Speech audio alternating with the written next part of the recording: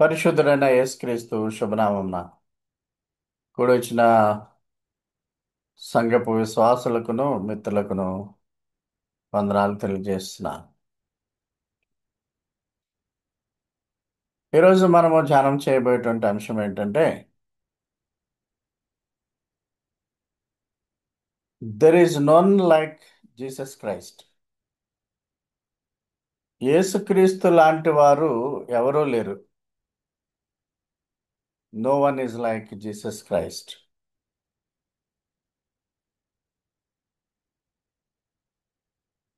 ఇది మనము కొంతకాలం కిందట ఈ పాయింట్స్ చూసాము. 7 పాయింట్స్ వరకు ఉంటాయి. అవేంటంటే యేసు వలె మరే మనిషి జననము ప్రవచింపబడలేదు. అంటే ఆయన పుట్టుక కొన్ని వందల సంవత్సరాల కిందటే జరిగినట్లుగా, కొన్ని వందల సంవత్సరాల కిందట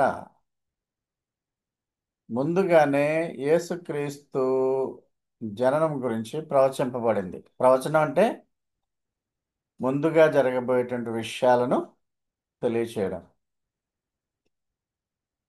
సో ఆయన మనుష్య రూపంలో ఉన్న దేవుడు కనుక ఆయన ఒక ప్రత్యేకింపబడినవాడు. ఆయన జననం గురించి ఇప్పటి వరకు కూడా ఏ వ్యక్తి కూడా ఆయన జననం వలె ప్రవచింపబడలేదు, ముందుగా తెలియచేయబడలేదు.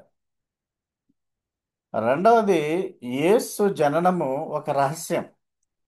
Jesus birth is a mystery. కొంతమంది ఇప్పటికీ కూడా దాన్ని పరిశుద్ధాత్మ వలన గర్భం ధరింపబడడం అనేది అర్థం చేసుకోరు. స్త్రీ పురుషుల కలయిక వల్లే మానవులు ఉద్భవిస్తారని అనుకుంటారు. కానీ దేవుని శక్తి ద్వారా జన్మించిన వాడు యేసుప్రభు. ఆ దేవుని శక్తి అంటేనే పరిశుద్ధాత్మ శక్తి. తర్వాత మూడవ పాయింట్ ఏంటంటే no man performed miracles like Jesus Christ. యేసులాగా ఎవరు కూడా అద్భుతాలు చేయలేదు. పక్షవాయువు కలిగిన వాడిని, గుడ్డివారిని ఆయన స్వస్థపరిచాడు. అదేవిధంగా చనిపోయిన లాజర్ను గురించి కూడా మనము చూసాం గత వారం మెసేజ్లో. యేసు ప్రభు లాజరు మరణాన్ని చూసి జీసస్ వెప్ట్ అనే షార్టెస్ట్ స్క్రిప్చర్ వర్స్ అని చెప్పి ఉన్నాను. సో లాజర్ని ఆ యొక్క సమాధి నుంచి సజీవంగా లేపాడు. అదేవిధంగా నాలుగో పాయింట్ చూస్తే యేసుక్రీస్తు ఒక్కడే మోక్షానికి మార్గం. నేనే మార్గము, జీవము, సత్యమునై ఉన్నాను. నా ద్వారానే తప్ప ఎవడను తండ్రి యొద్దకు చేరడని ప్రభు చెప్పాడు. అంటే మేము మంచి పనులు చేస్తున్నాము, మంచి కార్యాలు చేస్తున్నాము, మంచి కార్యాల ద్వారా కూడా మేము పరలోక రాజ్యంలోనికి వెళ్తామనే భావన క్రైస్తవ్యం ఒప్పుకోదు. మీరు విశ్వాసం ద్వారా కృపచేత మాత్రమే రక్షింపబడి ఉన్నారు. మీ క్రియలు మురికి గుడ్డలు. కనుక యేసు ప్రభువుని నమ్ముకుంటే ఇశ్రాయేలీలైనా, గ్రీసు దేశస్థులైనా, అమెరికా వాసులైనా, భారతీయులైనా, ఏ దేశస్థులైనప్పటికీ యేసు ప్రభు పుట్టిన తర్వాత ఆయన మెస్సియా, రక్షకుడు, శిలువ మీద ఆయన మరణించాడు, మా కొరకు, మా పాపముల కొరకు మరణించాడని తమ పాపములను ఒప్పుకొని ఆయనను స్వకీయ రక్షకుడిగా అంగీకరించిన వారికి యేసు ద్వారా మాత్రమే పరలోక రాజ్యం వస్తుంది. ఐదో పాయింట్ ఏంటంటే no man resurrected like Jesus. యేసులాగా ఎవరు కూడా పునరుద్ధానం చెందలేదు. చాలామంది గొప్పవారు, దేవుళ్ళు అనుకునేవారు, వారెవరు కూడా రిజరెక్ట్ అయినట్టుగా దాఖలా లేదు, చరిత్రలో కూడా లేదు ఎక్కడా కూడా. అంటే బైబిలేతర విశ్వాసులు కూడా మా దేవుడు పునరుద్ధానం చెందబడ్డాడు అని చెప్పలేరు. ఎందుకంటే they have not resurrected. But Jesus Christ is the only God who resurrected from the death. తదుపరి ఆరో అంశం మనం చూస్తే, పునరుద్ధానుడైన యేసు మహిమ శరీరంతో పరలోకానికి ఆరోహణమయ్యాడు. అంటే యేసు ప్రభువుకి మళ్ళా ఫిజికల్ బాడీ రాలేదు, మహిమ శరీరంతో. మనకు కూడా ఆయన మధ్యాకాశానికి వచ్చినప్పుడు రెజరెక్ట్ అయితే చనిపోయిన వారు క్రీస్తునందు మృతులైన వారు మొదటి లేతురు అన్న విధముగా మొదట లేచినటువంటి విశ్వాసులకు మహిమ శరీరాలు వస్తాయి. ఆయన పరలోకంలోనికి ఆరోహణం అయిపోయాడు చనిపోయిన తర్వాత. చనిపోయి సమాధి చేయబడి మూడవ దినమున లేచి 40 దినాలు ఆయన భూమి మీద మహిమ శరీరంతో పలుమందికి, శిష్యులతో పాటు ఇంకా తనకు ఇష్టమైన వ్యక్తులకి, ఇంకా క్లైప మరొకడు ఎంఐ మార్గంలో కనిపించటం, ఇట్లాగా ఆయన కనిపించి 40 రోజుల వరకు ఉండి ఆరోహణ అయిపోయాడు. రెజరెక్ట్ అయిన వెంటనే ఆయన ఏమీ పైకి వెళ్ళిపోలేదు. వెళ్ళిపోయి తండ్రి కుడి పార్శ్వమున కూర్చున్నాడు. యేసుప్రభు ఏ రీతిగా అయితే ఆరోహణమైపోయాడో, యాక్సెషన్ అయిందో, అదే విధంగా తిరిగి మధ్యాకాశానికి వస్తాడు. విశ్వాసుల కొరకు, వధువు సంఘము కొరకు వరుడు వస్తున్నాడు అనేటువంటి అపేక్ష కలిగి ఉంటారు విశ్వాసులు. So we can say rapture is only meant for his believers. 7 ఏండ్ల పరలోకపు ఆశీర్వాదాలు పొందిన తర్వాత ఎత్తబడిన విశ్వాసులు యేసుతో పాటు భూమి మీదకి వస్తారు. రెండవ రాకడ అని చెప్పొచ్చు. అది రెండవ దశ. వచ్చి పాపులను, దుష్టులను ఆయన నాశనం చేస్తాడు. 1000 ఏండ్ల పాలన, తన రాజ్యాన్ని మొదలు పెడతాడు, పరిపాలన. అప్పుడు రాజులు, రాణులు, యాజకులుగా మనల్ని ఆయన ఉపయోగించుకుంటాడు. సో యేసు ప్రభు మనుష్యుడైనప్పటికీ దైవ మానవుడు కాబట్టి ఆయన ప్రత్యేకింపబడినవాడు. పాపులలో చేరక ఆయన ప్రత్యేకింపబడినవాడు. ఆయన పాపి పొందవలసిన శిక్షను మన బదులుగా పొందాడు. మనకు రావాల్సిన శిక్షను ఆయన భరించాడు. కానీ ఏ పాపము ఆయన చేయలేదు. ఫిలిప్పీలకు రాసిన పత్రిక 1వ అధ్యాయము 20వ వచనం చూద్దాం. ఈ తెలుగులో 19వ వచనం కింద ఉంది, అయితే ఇంగ్లీష్లో 20వ వచనం కింద ఉంది ఈ వాక్యం. పౌలు గారు అంటాడు ఫిలిప్పీ సంఘానికి రాస్తూ ఉత్తరం, ఏ విషయంలోనూ నేను సిగ్గుపట్టలేదు. ఎప్పటిలాగే పూర్వ ధైర్యంతో బోధించుట వలన నేను పూర్వంలాగే బోధిస్తున్నాను. నా బ్రతుకు మూలముగానైనను చావు మూలముగానైనను సరే, క్రీస్తు నా శరీరమందు ఘనపరచబడుతుంది. ఆయన సాక్ష్యం. ఇన్ అదర్ వర్డ్స్, నేను ఏ విధంగానూ సిగ్గుపడను. ప్రభు కోసం తగినంత ధైర్యము కలిగి ఉండాలని నేను ఎప్పుడూ కూడా ఆసక్తిగా ఎదురు చూస్తున్నాను. తద్వారా ఎప్పటిలాగే అది నా జీవితం ద్వారానైనా లేక మరణం ద్వారానైనా ఇప్పుడు కూడా నా శరీరంలో క్రీస్తు గణపరచబడుతున్నాడు. అంటే మనము ఈ వాక్యాల్ని డీప్గా స్టడీ చేస్తే,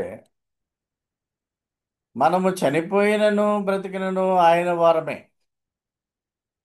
మన మన బ్రతుకులలో, మన జీవితాలలో ఆయనే ఘనపరచబడాలి. Christ should be exalted in my body. Whether it is in his life or death, చనిపోయినా ఆయన వారమే, బ్రతికినా ఆయన వారమే. అంటే నేను ఏ విషయంలోనూ కూడా సిగ్గుపడకుండా ధైర్యం కలిగి ఎదురు చూస్తున్నాను. నేను ఆయన కొరకు ఎదురు చూస్తున్నాను. నేను బ్రతికినను చనిపోయినను ఆయన్ను మాత్రమే గణపరుస్తాను. ఇంక ఇలాగ మనము ఫిలిప్పీలకు రాసిన పత్రిక 1 అధ్యాయము 18, 19, 20, 21, 23, 24, 25, 26 వాక్యాలు చూస్తే యేసు కొరకే 21 వచనం చూస్తే, నా మట్టుకైతే బ్రతుకుడు క్రీస్తే, చావైతే లాభం. అంటే ఒక వండర్ఫుల్ వర్డ్స్ రాస్తున్నాడు యేసు ప్రభు గురించి. నేను ఎప్పుడు కూడా ఆయన్నే గణపరుస్తాననే విధానంలో మనము కూడా క్రైస్తవ జీవన విధానంలో క్రీస్తే ఎగ్జాల్ట్ చేయబడాలి. మాకు కాదు మాకు కాదు, కీర్తనలో ఒకటి ఉంటుంది, మాకు కాదు యెహోవా, మాకు కాదు, సమస్త మహిమ ఘనత నీకే చెల్లును గాక. We are nothing in this world, we are just like dust. మనము ఏమీ తీసుకురాలేదు, ఏమీ తీసుకుపోవము.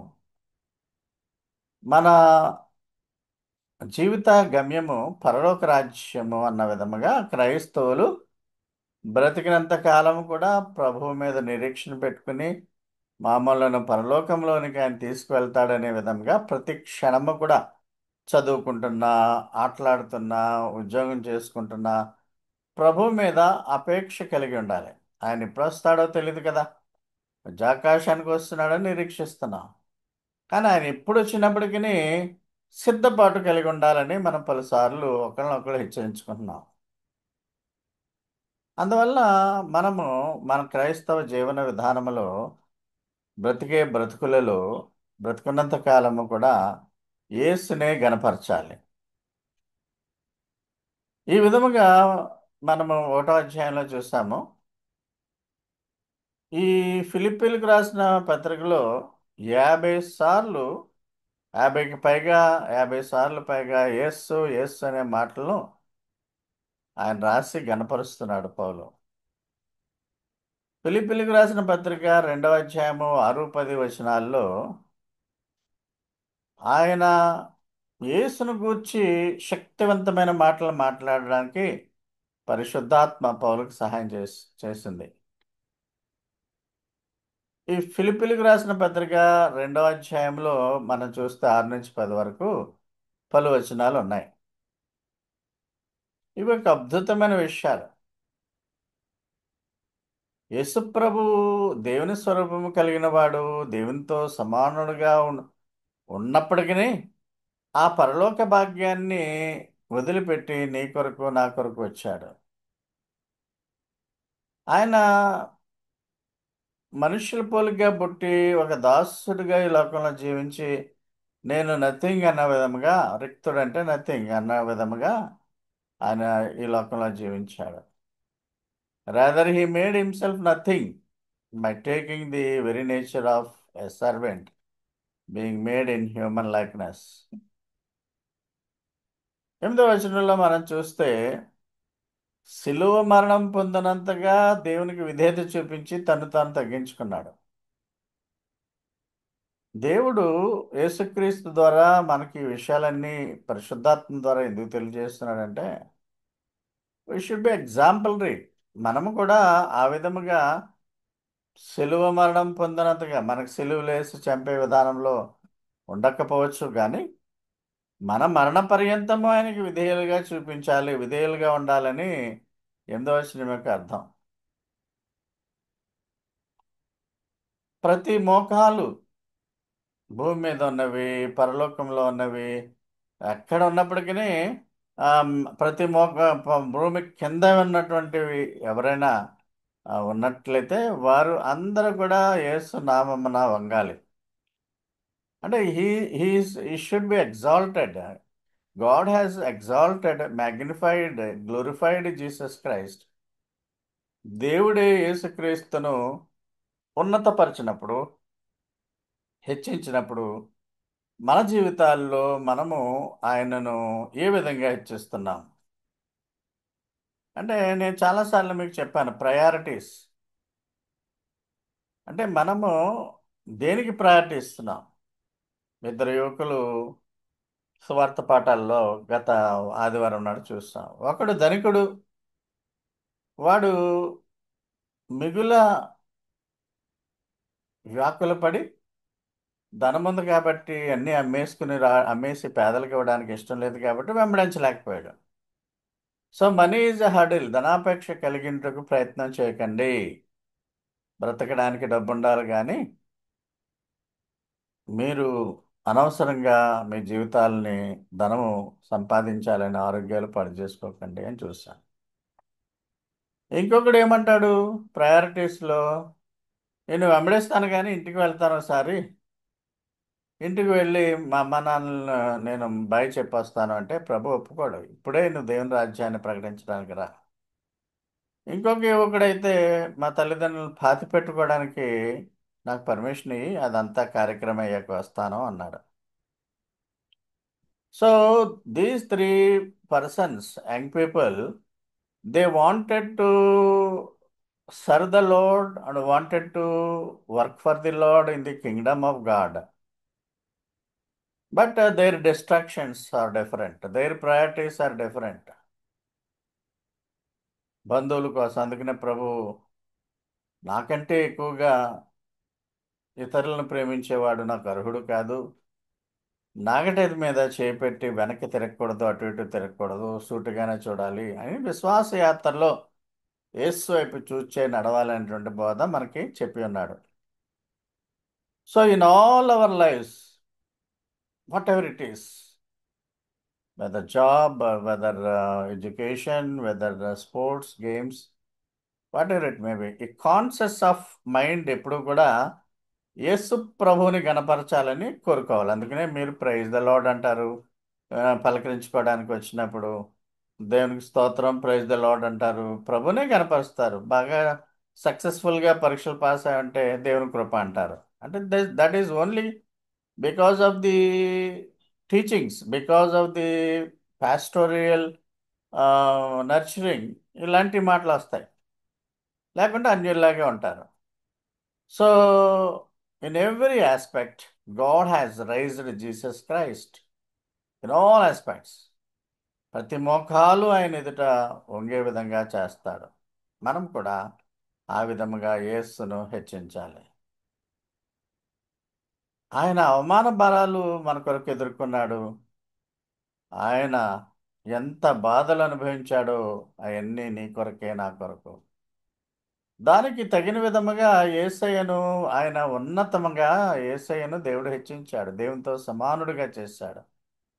యేసే దేవుడు అనే విధముగా మన క్రైస్తవులందరినీ కూడా దేవుడు యేసు ద్వారానే రక్షణ మార్గాన్ని ఇచ్చాడు.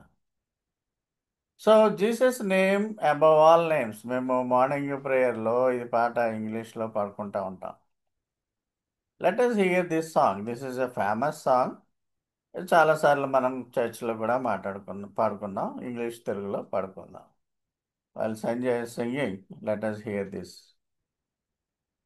మిగతా వాళ్ళు మ్యూట్లో ఉంచండి, నోట్లో మామూలుగా పాడుకోండి. అమ్మాయి పాడుతూ ఉంటే మనం విందాం.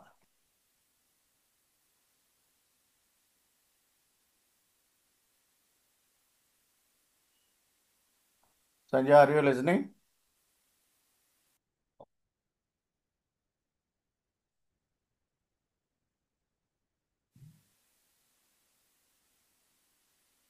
Jesus name Jesus, name above all names, beautiful Savior, glorious Lord Emmanuel, God is with us, blessed Redeemer, living word. యేసు ఉన్నత నామం, సుందర రక్షక, మహిమా స్వరూపా, ఇమ్మానుయేల్ మనకు తోడుగా దీన విమోచక జీవవాక్యం. Okay, thank you. God bless you. ఇదందరూ ప్రాక్టీస్ చేసుకుని అప్పుడప్పుడు మీ మనసులో పాడుకుంటా ఉంటే మంచిదని నా ఉద్దేశం. సో యేసు ప్రభువుకి మరి మన కొరకు వేదన పొందాడు, దేవునికి విధేయుడిగా ఉన్నాడు, ఆయన గంభీరము, మహిమ కలిగిన వాడు, అధికారము, శక్తి కలిగిన వాడు. ఇవన్నీ కూడా ఫిలిప్పీలకు రాసిన పత్రిక 3వ అధ్యాయము 2 నుంచి 21 వరకు ఉన్నాయి. అందులో ముఖ్యమైన రెండు వాక్యాలని ఒకసారి చదువుకుందాం. 20వ వచనం, మన పౌరస్థితి పరలోకమందున్నది, అక్కడ నుండి ప్రభువైన యేసు వస్తాడు, ఆయన కొరకు మనం కనిపెట్టుకుని ఉంటున్నాం. ఆయన మనల్ని, ఆయన వచ్చినప్పుడు ఈ బాడీని ట్రాన్స్ఫార్మ్ చేస్తాడు. సమస్తమును తనకు లోబరుచు కొనజాలిన శక్తిని బట్టి ఆయన మన దీన శరీరమును తన మహిమగల శరీరమునకు సమరూపం గల దానిగా మార్చును. He has the capacity not only to resurrect the dead in Christ, but also to transform us into the holy bodies, living bodies. So the power that Jesus has, and everything is in his control, and he will transform our lowly bodies so that they will be like his glorious body. So ఆయన లాంటి వాళ్ళు ఎవరూ లేరు. ఆయన ఒక అద్వితీయమైనటువంటి మహానుభావుడు, మనుష్య కుమారుడే అయినప్పటికీ దేవుడే, అద్వితీయ ప్రభు. మనము మన జీవితాల్లో మనకు తారసపడే సంఘ సభ్యులే కాకుండా మిగిలినటువంటి వ్యక్తుల దగ్గర, బంధువుల దగ్గర ఆయన నామాన్ని ఎప్పుడు హెచ్చించాలి. ఆ విధంగా ఉండడానికి ధైర్యం కలిగి ఉండాలి. మొదటి వాక్యాల్లో చూసాం కదా, నేను ధైర్యంగా ఉంటున్నాను, ఆయన వాక్యాన్ని నేను ప్రకటించగలుగుతున్నాను అని చెప్తున్నాడు. సో మనం ఇక్కడ గుర్తుపెట్టుకోవాల్సింది ఏంటంటే, కొన్నిసార్లు విశ్వాసులైన వారు కూడా అంతగా విశ్వాసం లేని తమ బంధువులతో కానీ, లేకుంటే అన్యులు టీచర్స్ కానీ, అన్యులైనటువంటి విద్యార్థులతో ఈ ఉండే పక్షంలో, అంటే టోటల్గా చెప్పాలంటే అన్యులతో ఉన్నప్పుడు చాలా మంది విశ్వాసులు, మెజారిటీ ఆఫ్ దెమ్, కొంతమంది అని అనలేను, అన్యులుగా ప్రవర్తిస్తారు. మళ్ళీ చర్చ్లోని విశ్వాసుల దగ్గరికి వచ్చినప్పుడు విశ్వాసుల దగ్గర ఎంతో మరి చక్కటి యాక్షన్తో విశ్వాసులాగా ప్రవర్తిస్తాడు. This dual nature is not liked by Jesus Christ. He hates that dual nature. ఎక్కడుంటే అక్కడ, ఎక్కడ ఎక్కడ పడితే అక్కడ మారిపోతూ ఉంటారు కొంతమంది. కెమిలియన్ టైప్ అన్నమాట. తొండ పెద్దదైపోయి వయసులో ముదిరిపోతే దాన్ని కెమిలియన్ అంటారు. Has capacity to change its colour. ఇటుకల్లో ఉంటే ఇటుక రంగులోకి వచ్చేస్తుంది, పచ్చని గ్రీనరీలోకి ఉంటే గ్రీన్గా మారిపోతుంది. అలాగే కొంతమంది క్రైస్తవులు ఎల్లప్పుడూ ఒకే రంగు, యేసుతో ఉన్నామనేటువంటి ఆ ధ్యాస లేకుండా మారిపోతూ ఉంటారు. This is not accepted by Jesus Christ. మనం ఎప్పుడు కూడా ఆయన యందు విశ్వాసం కలిగిన వారుగానే మనం ఉండాలి. అందుకనే యాకోబు రాసిన పత్రిక 4వ అధ్యాయము 10వ వచనంలో అంటాడు, humble yourselves before the Lord and he will lift you up. ప్రభు దృష్టికి మిమ్మల్ని మీరు తగ్గించుకోనండి, అప్పుడు మిమ్మల్ని హెచ్చిస్తాడు. ఆయన్ని తగ్గించుకునేటువంటి విధానంలోనే మీరు ఎప్పుడు ఉండాలి. ఆయన ఎదుట మీరు హంబుల్ అవ్వాలి. నేను ఎలా పాస్ అయ్యారా బాబు, ఎలా ఉద్యోగం సాధించావు అంటే, it is my intelligentsia, it is my capacity అని అనకూడదు క్రైస్తవులు. It's only God's grace. దేవుని కృప అంటే మీ సొమ్మేం పోయింది. కానీ శాటను అన్నివ్వకుండా మీ నోరులను వేరే విధంగా ప్రయత్నం చేస్తూ ఉంటుంది. మనుష్యుడు గొప్పవాడు, మనుష్యుడే అన్నిటికంటే దేవుడి కంటే గొప్పవాడు అన్నటువంటి విధానంలోనే అంత్యకాలంలో, అంటే ఆ 7 years ట్రిబ్యులేషన్లో సాతాను 6 ముద్రను వేస్తాడు. 6 6 3 6 ముద్ర ఎందుకంటే అది మానవునికి సంబంధించినటువంటి సంఖ్య 6. ఫిబ్రి బానిస 6 దినాలు, ఆ 6 సంవత్సరాలు పనిచేయాలి, తర్వాత రిలీజ్ చేయబడాలి. పంటలు ఆరు ఆరు దినాలు 6 సంవత్సరాలు చేస్తే మళ్ళీ నెక్స్ట్ ఇయర్ గ్యాప్ ఇవ్వాలి. ఇలాగా 6 అనేటువంటి మాట మానవులకు సంబంధించింది కాబట్టి మనుష్యుడు గొప్పవాడు అని చెప్పడానికి 3 సార్లు ట్రినిటీగా 6 6 6 అనే సంఖ్యను ప్రవేశపెట్టబోతున్నాడు. మనకు సంబంధం లేదు, దేవునికి వందనాలు, పరలోకంలో ఉంటాం మనం ఆ టైంకి. సో మనుష్యుడే గొప్పవాడు అనే విధానంలో thank you Jesus, thank you lord అని అనడానికి కొంతమందికి నోరు రాదు. అనాలని హృదయంలో ఉన్నా బయటికి రానివాడు సాతాను. దాన్ని అధిగమించాలి క్రైస్తవులు.